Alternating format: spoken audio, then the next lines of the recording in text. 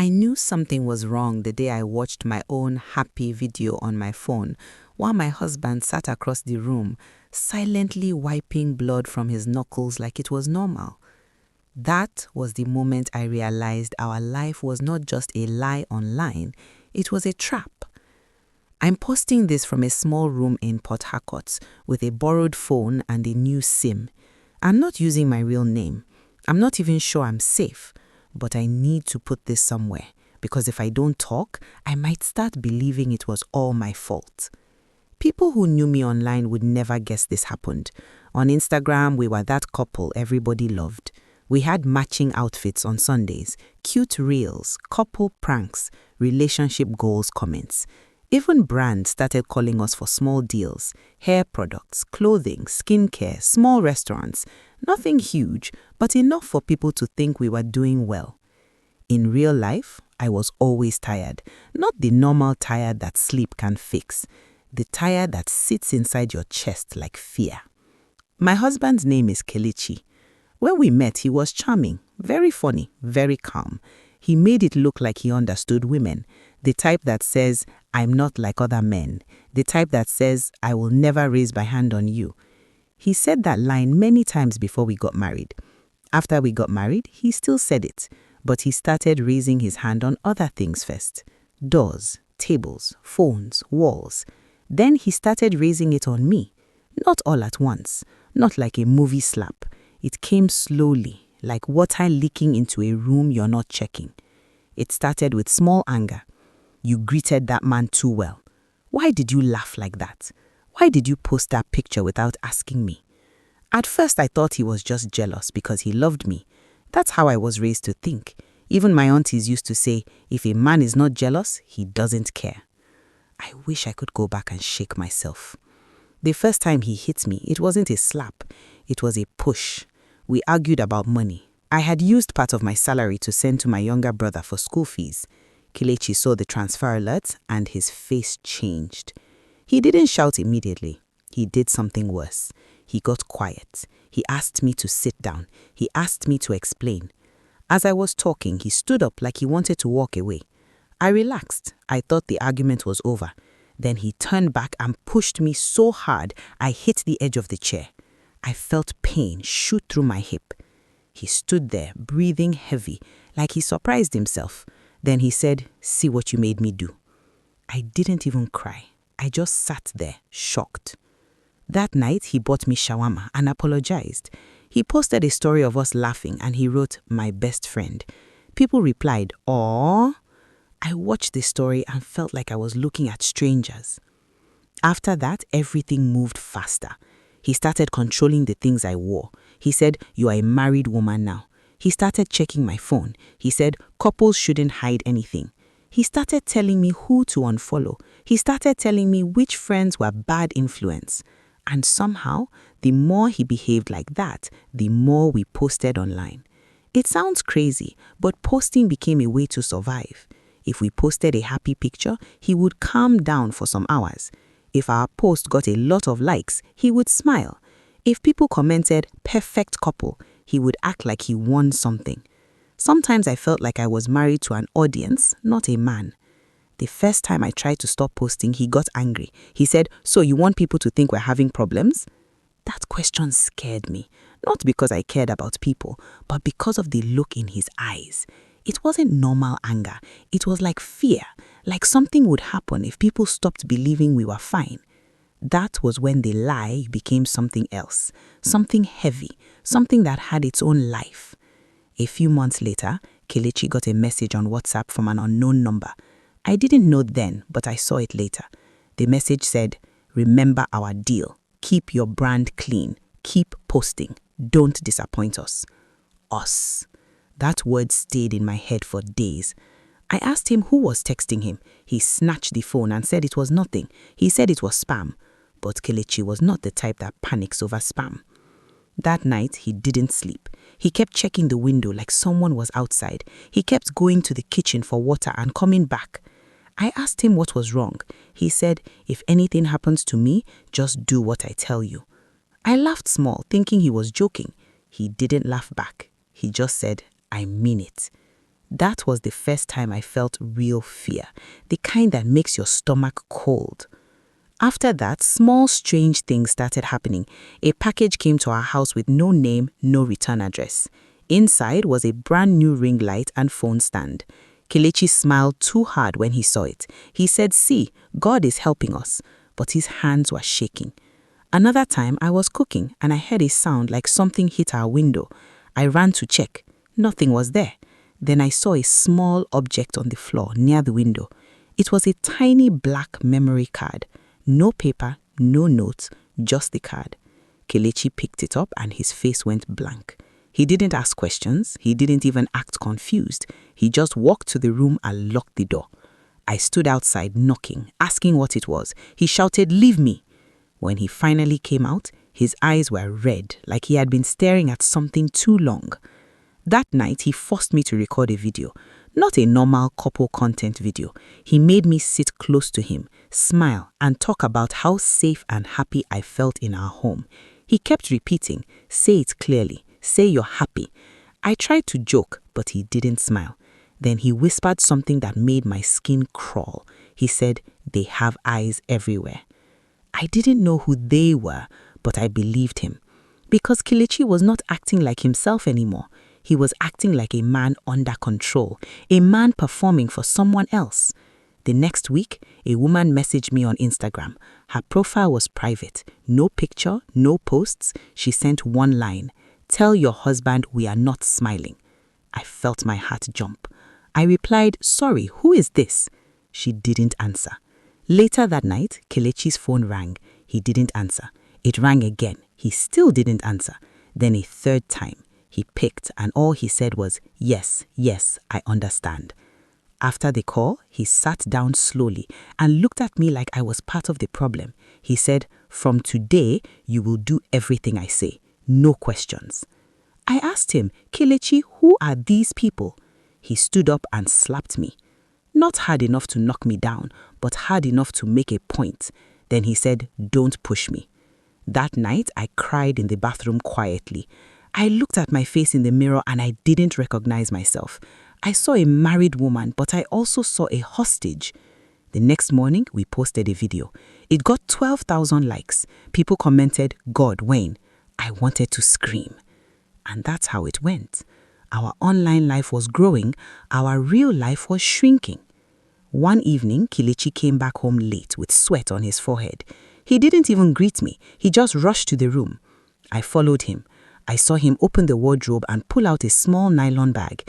Inside were bundles of cash, not normal salary cash. This was big. He saw my face and said, "Don't touch it." I asked him, "Where is this from?" He didn't answer. He just said, "We are fine. We'll soon move to a better place." I didn't want better place again. I wanted normal. That night, I couldn't sleep. My mind was running. I kept hearing his words, "They have eyes everywhere." The next day, something happened that made me decide I had to know the truth. I was scrolling through our old videos on my phone. I noticed something.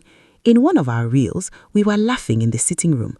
Behind us on the wall, there was a small black dot. I didn't remember it being there. At first, I thought it was dirt. Then I zoomed in. It was not dirt. It looked like a tiny camera.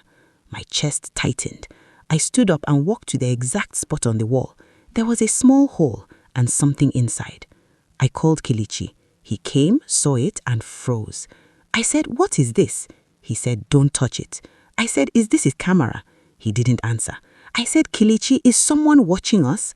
He looked at me with wet eyes. Then he said, "It started before I met you." That sentence was like a door opening into darkness. He sat down and told me everything, half crying, half angry, like a person who has been holding a heavy secret. He said years ago, when he was doing small online business, he got involved with some guys who promised fast money. They were into online scams, blackmail, and connections. He said he didn't plan to go deep, but once he tasted the money, he couldn't stop. Then he tried to leave. That was his mistake. They had videos of him, voice notes, proof, things that could destroy him. He said they started using him like a puppet. He said they forced him to bring in new people. He said they threatened his mother. Then one day, they told him to rebrand. They said people trust happy couples. They said a clean image attracts money.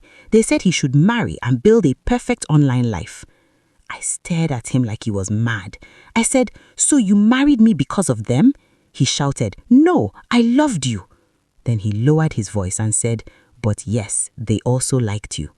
My stomach turned. He said they wanted a woman that looked innocent, a woman people would believe, a woman they could use as proof that he was stable and clean.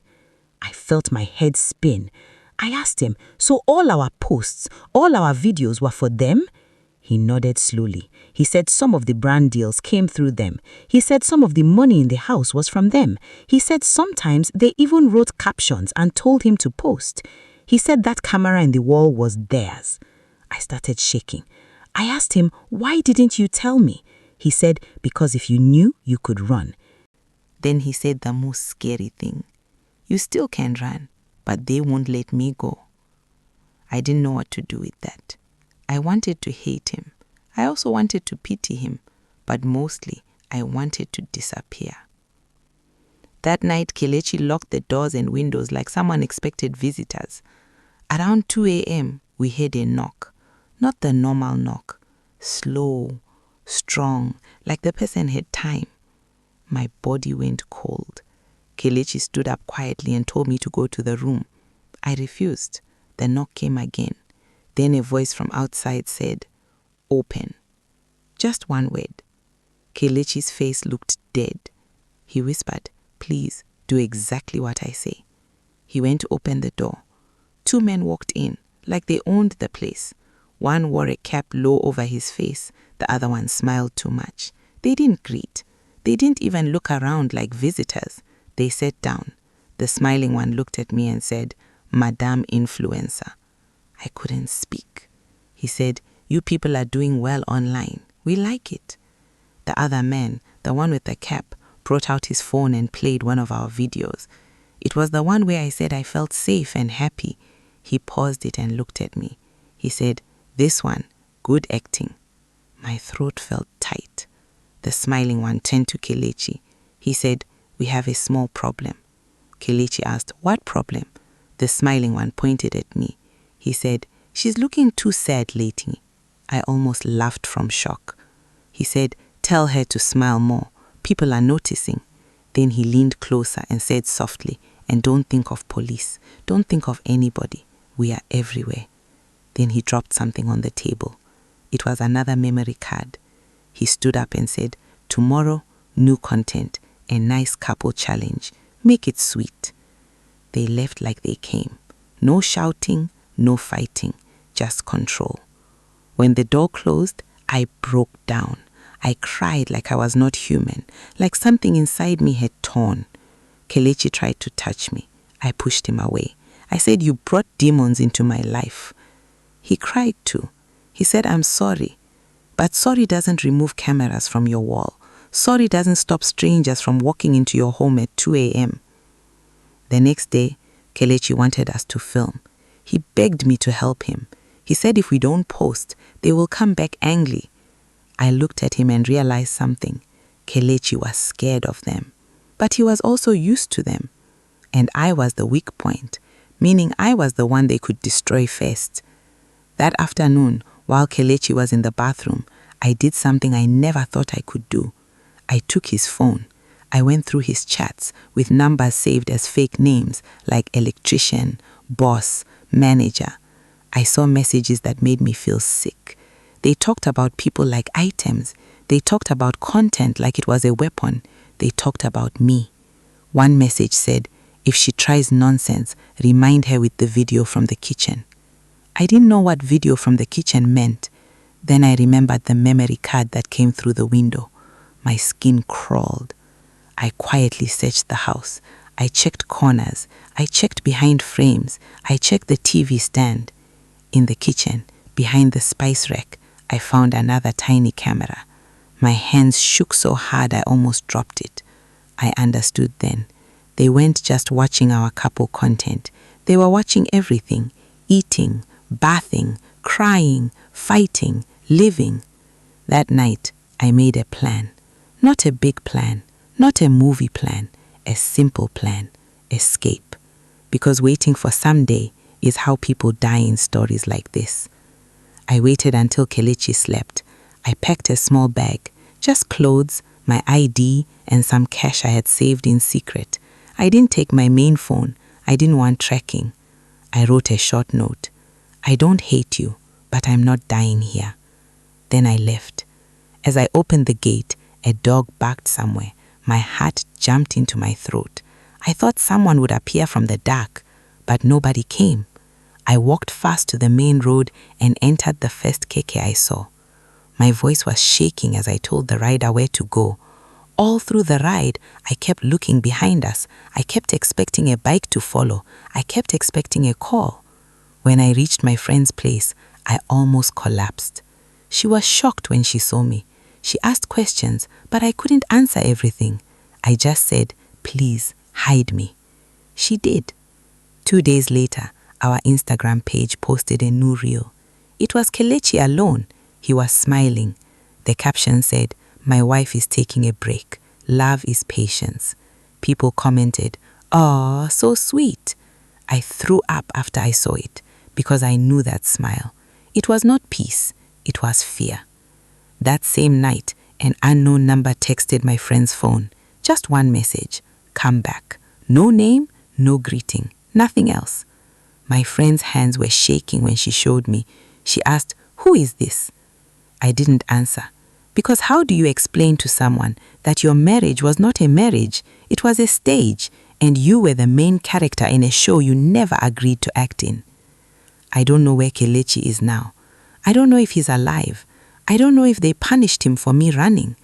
Only I know that sometimes, late at night, I hear a faint buzzing sound in this room and my mind starts racing. I start looking at the walls. I start checking corners. I remember that the scariest part of all this is not the cameras. It's not the men who came at 2 a.m. It's not even the threats. The scariest part is knowing that thousands of people watched our perfect life every day and they helped keep the lie alive. Because every like was a clap, every goals comment was a push, and every share made the cage stronger. So if you're reading this and you feel jealous of couples online, please don't. Some of us were not living a love story. We were just smiling for people we couldn't see. And somewhere behind the wall, someone was smiling back. If this story made you uncomfortable, that's because it really happens. Behind some perfect pictures, there are secrets no one sees. If you've ever trusted what you see online, think twice. Subscribe for more real-life stories that sound unreal but aren't. Like this video if you felt the tension. Comment where you're watching from and tell me, have you ever felt something was wrong behind a perfect life? I'll see you in the next story.